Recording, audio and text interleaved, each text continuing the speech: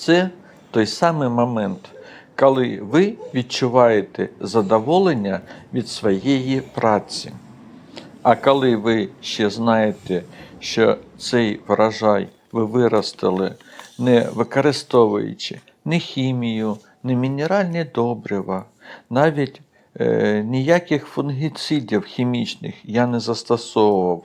І знаєте, що це дуже якісна ягода, яку можна сміливо вживати в будь-яких кількостях, то, звичайно, такими успіхами можна поділитися із вами, глядачами каналу «Смак життя з городу».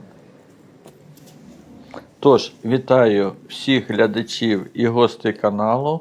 І пам'ятаєте, рік назад вийшло відео 20 червня про полуницю, де я розповідав, якими біологічними препаратами я користуюся при вирощуванні полуниці. І та полуниця, яка була у тому відео, вона без ім'я, без назви. Але в кінці ролика, пам'ятаєте, було кілька кущиків, таких невеличких, і я вам сказав, що це 3 нових сорта, які я придбав у квітні 25-го року. І ось ці кусти, дивіться, у що превратилися. Подивіться, які гарні, красиві ягоди. І це, можна так сказати, перша річка. Значить, я висаджував саме ось оцю грядку 14 серпня. Тобто до 14 серпня я розводив ті кущики. І ось з 14 серпня по 1 вересня я висадив 3 грядочки, в мене вийшло 3-метрові, по 2 ряда на кожній грядці. Тож, кущів, як ви розумієте, небагато, але для першого року ті люди, які займаються полуницею вже давно, сказали, що це дуже чудовий результат. Як ви вважаєте? Напишіть у коментарях, будь ласка, свою думку. А я, звичайно, поділюся з вами тою інформацією, де я взяв, які сорта, коли розсаджував, що робив, як полуниця перезимувала та інші якісь, можливо, деталі. Тож, давайте почнемо спочатку. А почалося все з того, що шукаючи в інтернеті якусь інформацію, мені постійно вискакувала різна реклама, в тому числі і про полуницю. І ось одного разу я перейшов по посиланню, яке вискочило, і попав на якийсь сайт, де замовив собі не тільки кілька кустиків полуниці, а і 2 куща смородини. Накладну зараз ось я вам покажу. Як виявилося, це Florium.ua. Як я зрозумів, що дуже такий креативний сайт, і не знаю, що ви думаєте про цей сайт. Но товар приїхав швидко, і я сподіваюся, що він буде якісним. Отже, полуниця прийшла ось у таких ось, дивіться, пакетиках. У кожному такому пакетику по 3 корінця. Тож, сорта, це ось не полуниця, це дружина замовила собі квіти. Тож, сорта, які я замовляв, це гігантела середній, це мальвіна, також середній, і це альбіон, ремонтантна полуниця. І як ви бачите ліворуч, 2 куща смородини, червона і чорна. Тож, справи з такими пересиланням я ще не мав. І мені дуже було якось дивно бачити, що полуницю прислали ось у таких целофанових пакетиках. Тим паче, що вони повністю запаяні і без доступу повітря. Тож, коли я розрізав і сподівався побачити там хоч більш-менш такі кустики, то я побачив там шикарну кореневу і дуже-дуже малі такі відросточки. Я, звичайно, не маючи справи з таким ділом, трошки запереживав. Але відразу скажу, якщо ось така коренева, то все буде гаразд. Як ви бачите, після висадки, ось буквально через тиждень після того, як висадив, ось вже так виглядала ця полуниця. Так, дійсно, можливо, були ці перші росточки такі тоненькі, гілочки, такі, бачите, ось. Але далі діло пішло. Тож, які сорта я придбав, я вам тільки що розповів, але великого досвіду у мене немає, на жаль. І якщо хтось поділиться, які сорта дуже смачні, солодкі, у коментарях, звичайно, я буду дуже вдячний за цю інформацію. Ну, і, звичайно, мені стало цікаво, як же ж так прийшли ці корінці. І занурившись в інтернет, я прочитав, що це таке, якби назва цих корінців фріга. Простими словами, це саджанці полуниці, які штучно занурили в зимову сплячку, щоб їх можна потім було висадити у будь-який зручний час. До речі, ці корінці зберігалися у постачальника при температурі мінус 1-2 градуса. Що також мене дуже здивувало. І зберігається така розсада, тобто корінці від розсади, протягом 7-10 місяців. І як пишуть виробники, що через 60 діб після висадки можна вже отримати перші врожаї. Скажу вам чесно, що на перший рік у мене не було задачі отримати врожай. Я хотів ці кущики розвести для того, щоб висадити кожен сорт на окрему грядку. І ось через місяць ви бачите, у якому стані вже була моя полуниця. І всі квіточки, які були на ній, я намагався відразу відривати. Тож я не давав можливість полуниці заквітнути. Так, я там десь пропустив 1-2 квіточки і полуниць по одній, по дві я все ж таки у минулому році скаштував. Але це була випадковість. І ось, коли вже прийшло 14 серпня, у мене вже одна грядочка була готова. На ній я висаджував гірчицю. Після того, як там зібрав врожай отут на цій цибулі, а та, що ліворуч, ще ви бачите, росте гірчиця, там зростав часник. Так ось, я підготовив цю грядочку. Я, як вже сказав, посадив сидират гірчицю, я її зарубав. І ось, як ви бачите, за допомогою такого металевого пристрою лункороба, так би мовити, зробив лунки, у які зараз і висаджу ті відростки, які я посадив у спеціальні такі стаканчики. Зараз ви все побачите. Ці стаканчики, вони із матерії, яка згодом розчиняється у землі. Тож, нічого згодом не залишається від нього. Зараз я вам покажу їх поближче. Давайте я кілька штучок зараз відріжу, щоб показати. Тобто я їх поробив такі лунки, посадив відростки у ці стаканчики. Ну, звичайно, я набрав у них трохи землі. І ось у мене вийшла ось така, дивіться, розсада.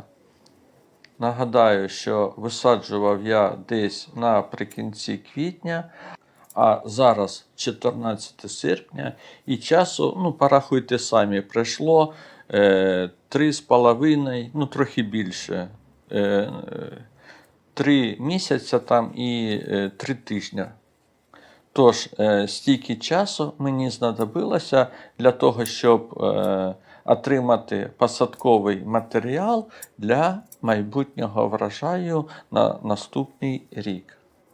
Відразу хочу зазначити, що ту паленицю, яку я пересаджував 14 серпня, там ще 20-го, може 21-го, 22-го, я вже дат точно не пам'ятаю. Так ось, ті кущі, які були пересаджені в середині серпня, дали набагато більші врожаї, ніж ті останні, які я пересаджував уже 1 вересня.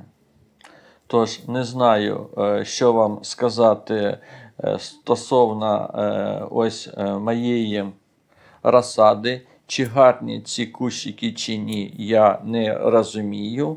Бо я кажу, що в мене не було ще великого досвіду, то хто розуміється на цьому, напишіть, будь ласка, як вам така розсада. Ну, а як по мені, то розсада вийшла розкішна. Коренева система сформувалася у цьому стаканчику так, що вона облегла з усіх сторон і терчать білі корінці з усіх боків. Тож я не тільки ось обрізаю від материнської рослини, але і якщо дуже великі ось ці корінці, я їх також пообрізаю, і це дасть швидкий зріст. Дивіться, які ось біленькі з усіх боків. Тож, які дуже довгі, можна обрізати. Ну, у даному випадку я вважаю, що вони нормальні, але якщо б вони були б світліші, то я їх взяв і пообрізав. Тож, процес посадки максимально простий. Я акуратно опускаю кущик у підготовлену лунку прямо біля крапельної стрічки. Головне правило тут ні в якому разі не заглиблювати центральну бруньку, і вона має залишатися строго на рівні землі. Я згодом вам цей момент покажу ще. Ну і як ви зрозуміли, то буде на кожній грядці по 2 лінії, а той рядок, що посередині, я, мабуть, посаджу або часнок, або цибулю. Я вважаю таке сусідство доречно до даних культур. До речі, ось отак ось висаджуючи всю лінію, я працюю ходячи на агроволокні, яке у мене постелене в міжряддях. І це дуже зручно. І бруду, ну, я не скажу, що зовсім немає, але дуже мало. І доріжка завжди чиста, і я можу вийти завжди у будь-яку погоду до своїх саджанців. І ось, як я вам обіцяв, дивіться, як я висадив, що не заглиблюючи, а щоб центральна брунька обов'язково була над землею. Не заглиблюйте. Ну і як ви вже зрозуміли, куди ж без моєї улюбленої мульчі. Тож я навіть купив собі газонокосарку, яка, ось бачите, як мілко ріже траву. Мені дуже, до речі, сподобалося, ніж я косив раніше бензокосою, то газонокосаркою набагато краще. І сорт, який я висадив на цій ділянці, це ось той ремонтантний Альбіон. Тож, сподіваюся, що наступного року я буду їсти паленицю не тільки у травні-червні, але і у серпні місяці. Звичайно, після того, як висаджую, обов'язково треба пролити зі звичайної лійки. І це потрібно для того, щоб земля щільно обжала коріння у лунці і не залишалося повітряних пустот. До речі, до розміру, якщо комусь цікаво, то відстань між рядами десь біля 60 см, а відстань у ряду кущика до кущика по 30 см. Тож і крапельну стрічку я кинув із шагом у 30 см. До речі, коли я висаджую іншу розсаду, я після такої висадки обов'язково робив перший такий полив із гуматом калію і триходермою. Але цього разу, на жаль, у мене вона закінчилася. Наступні то грядки, коли я вже висаджував другий і третій сорт, там я вже таки робив полив з гуматом калію і триходермою. А ось ці мені довелося підкормлювати вже іншим, так би мовити, народним добривом. Я думаю, всі знають так зване або зелене добриво, або бродилку, ну, по-різному, хто як називає. Ну, а щодо посадки, звісно, після того, як все було готово, я обов'язково мульчую. Не буду зараз переказувати усі переваги мульчі, але щодо лопати, то вона у мене на городі у постійній відпустці. І так, лише по деяких, так би мовити, праздниках виходить на город, коли треба там чи вирити десь якусь яму, або десь пішла молода поросль, і її також треба викопати і вирубати. Ну, а щодо мульчі, то сьогодні я зроблю слой приблизно 4-6 см, але якщо через тиждень з рослинами буде все гаразд, то можна буде збільшити до 10-15 см. І це буде дуже добре. Ви це потім побачите, коли отримаєте наступного року врожай. Палениця вам за це віддячить. А тепер переходимо до концентрованого зеленого добрива, для якого я збираю правильні трави. Обов'язково беру крапиву, вона багата на азот та заліза, кульбабу, вона віддає фосфор і мікроелементи. Та зазвичай подорожник, і якщо немає більше других трав, то збираю все зелене, що навколо, і заливаю все це водою. І щоб запустити правильну ферментацію, обов'язково додаю мікробіологічний препарат Байкал-М, десь приблизно 100-120 грам на виварку. Цей коктейль настоюється приблизно тиждень, і коли бродіння завершується, я роблю, як ви бачите, зараз робочий розчин. На 1 літр цього концентрованого настою додаю 9 літрів чистої води і отримую класичну пропорцію 1 до 10. І потім по півлітровому стаканчику виливаю під кожен кустик. Яка ж від цього користь, можливо, спитаєте ви, для нашої палениці? Так от, насправді ми вирішимо одразу 3 важливих таких завдання. По-перше, це миттєве органічне живлення. Полуниця отримує натуральний азот, калій та цілий комплекс мікроелементів. І це стимулює ріст потужного зеленого листя та закладання великих ягід на наступний рік. По-друге, ми запускаємо корисну мікрофлору завдяки Байкалу-М. І у цьому поливі ми запускаємо мільйони корисних мікроорганізмів, які будуть працювати на перетворення мульчі на доступний для коріння гумусу.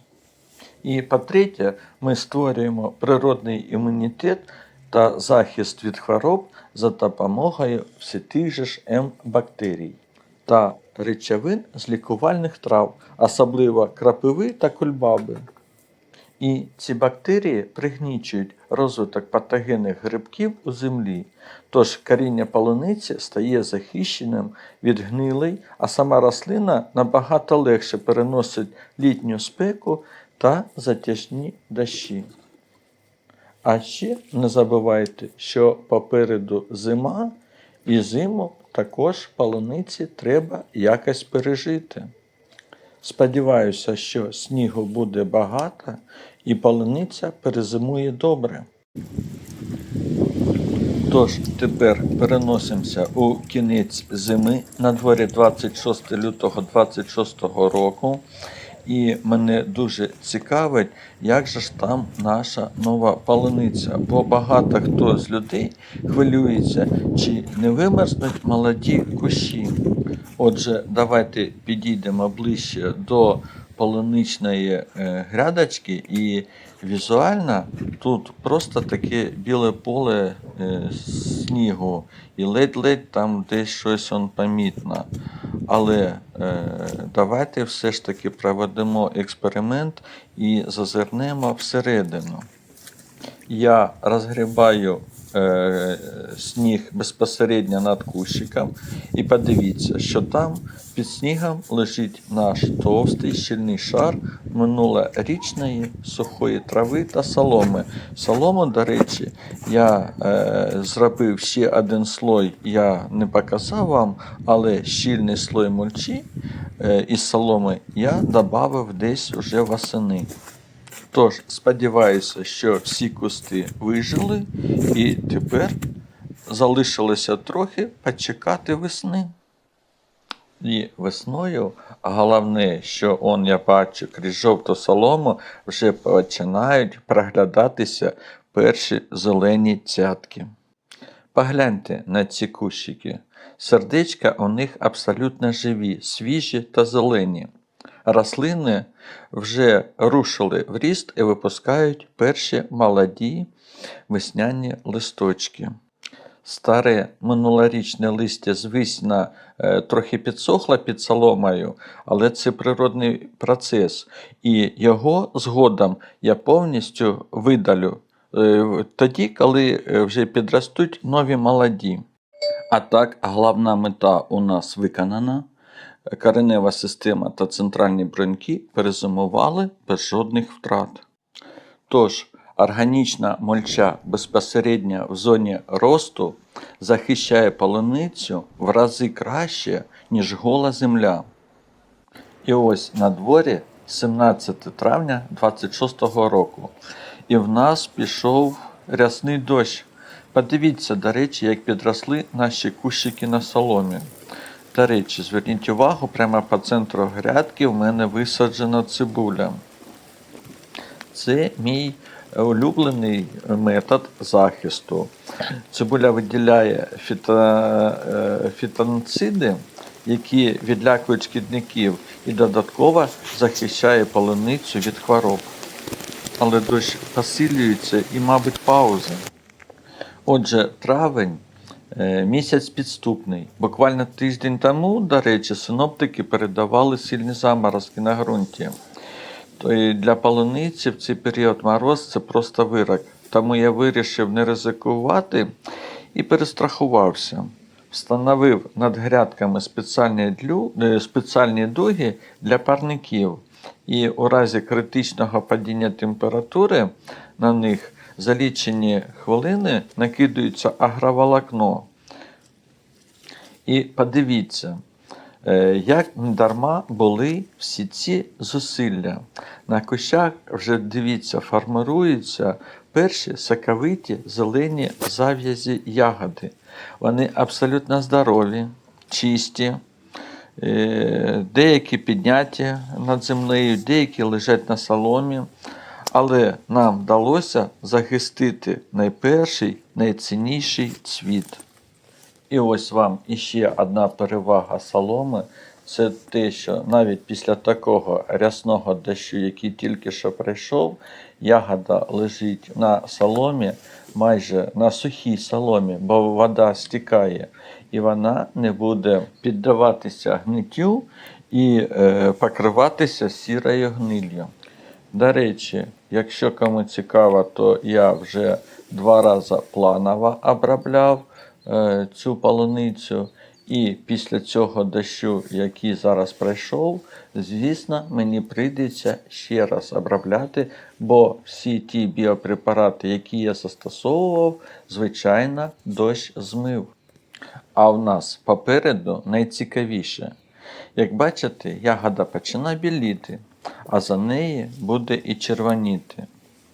І коли вона почне поспівати, то починається новий процес боротьби з слимаками.